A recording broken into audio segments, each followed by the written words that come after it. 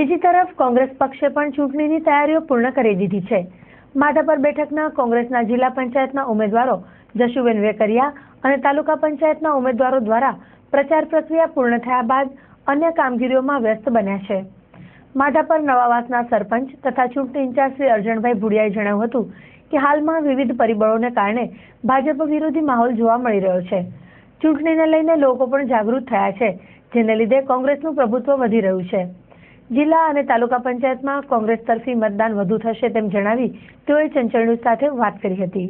છેલ્લા 10 દિવસથી આખા ગુજરાતની તાલુકા અને જિલ્લાની ચૂંટણીનો માહોલ જામતે પૂર્ણતાની આરી ઉપર આવ્યો।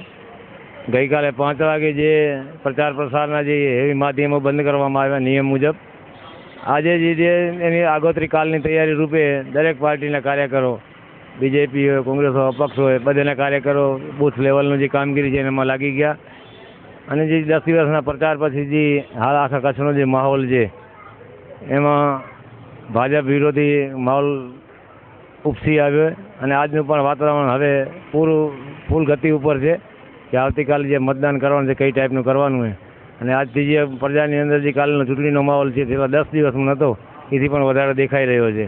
દરેક આઝાદ ભારતની અંદર દરેક નાગરિકને લોકશાહીની અંદર પોતાનો હક માગવાનો અધિકાર હતો।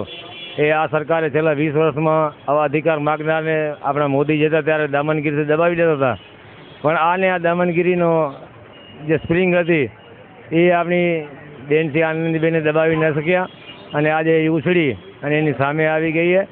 આંદોલન તો માત્ર એક બહાનું બનશે, પણ ગુજરાતની પ્રજાનો જે આક્રોશ જે છે, પ્રજાને જે હેરાન કરવામાં આવી, લૂંટ કરવામાં આવી અને કાયદો અને વ્યવસ્થા જે ખરડી છે એનાથી આજ પ્રજા ત્રસ્ત થઈ ગઈ છે એ આજે તમે જોઈ શકો છો અને આવતીકાલે એનું જે પરિણામ આવશે ને 2 તારીખે આખા ગુજરાત એનું પરિણામ જોશે।